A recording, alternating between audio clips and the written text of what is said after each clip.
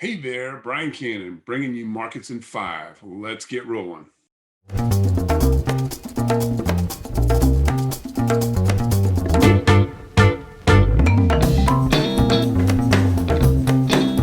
As you can see, long term, we are in a secular uptrend.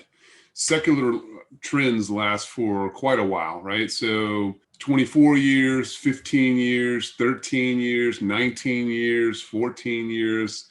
So definitely into the early to mid teens, if you will. And right now we're only 6 years into this secular trend. So I think that we've got a lot of upside to go. And it's hard to kind of think about that when you watch the news and you hear about the pandemic and the spreading. I think there's a lot of pent up demand, and I think there's a lot of things that are going to change in the future that are going to lead us to continued growth in the market. Doesn't mean we're not going to have pullbacks and setbacks periodically like earlier this year, but long term, I think the secular trend is in play, and we gotta play it.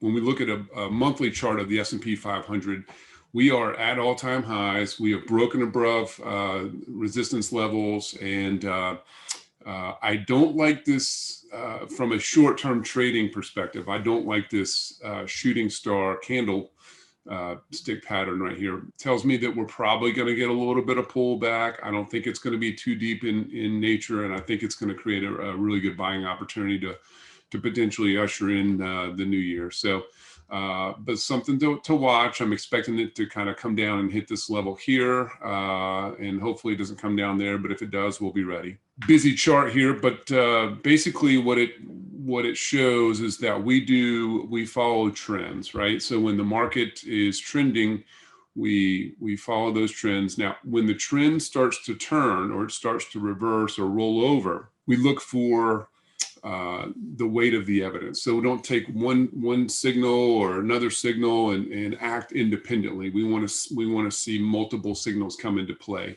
A couple of the signals we look at are, for instance, RSI, which is your relative strength index, which is a measure of momentum in the market. And so when that momentum rolls over and breaks that 50% line, that's a warning sign. That's one of our signals. We want to say, let's pay attention to this.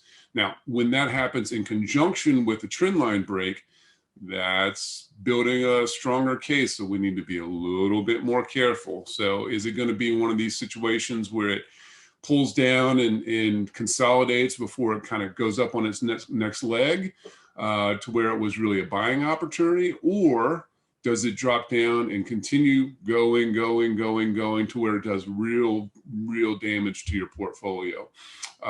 We don't know. So typically speaking, we just don't take a lot of risk at that point. That's one of the ways we use technical analysis to do risk management for our clients. Right now, currently, we're not in an overbought situation, but again, that candlestick from a couple of charts ago, a little nerve-wracking, but again, I think that's a short-term event. But we are watching this trend line here. We'll be watching the RSI and taking all of those into consideration when making investment decisions.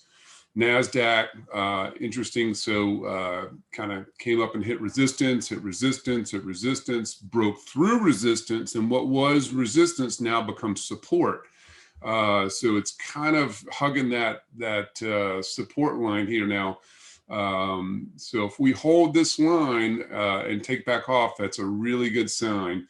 If we break this 20-day moving average and break that support line, we could come down here and find another level, and it may be, we'd probably look at the 50-day moving average as our next level of support. And as far as the small caps have been absolutely horrendous until 2 months ago.